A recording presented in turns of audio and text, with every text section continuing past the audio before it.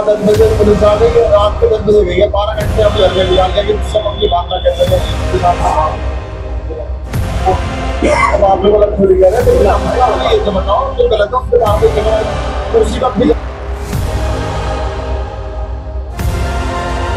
ये है इस गाड़ी में मरी हुई है, कपड़ा डाल रखा है इसका, पानी का पत्ती मरी हुई है।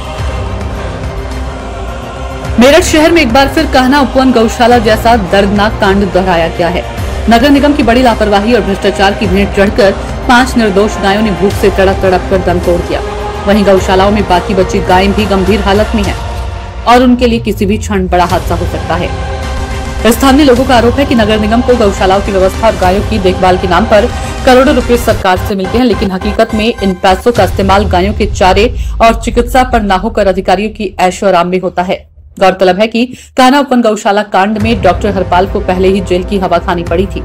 उस समय भी गायों की दयनीय स्थिति और भ्रष्टाचार की पोल खुली थी, लेकिन दुखद यह है कि हालात में कोई सुधार नहीं हुआ।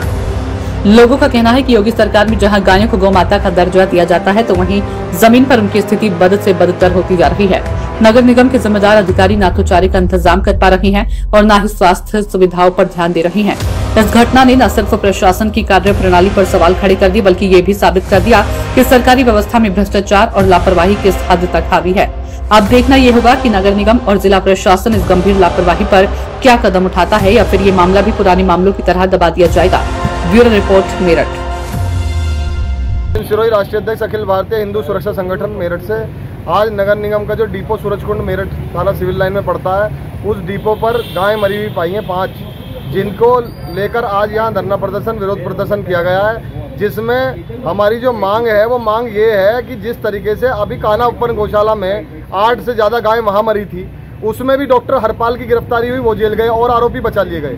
यहाँ पर भी 5 गायें जो मरी हुई यहाँ पाई गई हैं। किस तरीके से गायों की दुर्दशा हो रही है। प्रदेश के मुख्यमंत्री जी, हमारी आपसे मांग है, एक तो ये नगर आयुक्त और एक ये जितने कर्मचारी हैं, इन सबकी जांच हो रही है।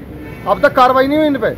ये कान्हा उपवन गौशाला में जो इस तरीके से भ्रष्टाचार उजागर हुआ, वहाँ पे भी हजारों मतलब कितने लाखों रुपए का जो है वहाँ एक तरीके से चारा जो है खा गए, ये लोग बेच दिया चारा इन्होंने, और फिर गायें जो है भूखी मरी वहाँ।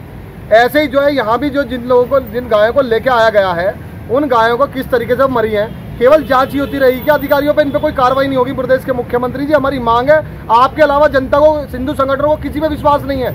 यहाँ सारे जितने भी अधिकारी हैं भ्रष्ट अधिकारी हैं। नगर आयुक्त कब के हट जाने चाहिए थे। आप दौरे पे आए पिछली बार, जब दौरे पे आप रुके यहाँ पे, जब भी हमने आपसे मिलने का प्रयास किया, आपसे नहीं मिलने दिया गया, हमें 12 घंटे के लिए नजरबंद कर दिया गया जब आप रुके हैं सर्किट हाउस में।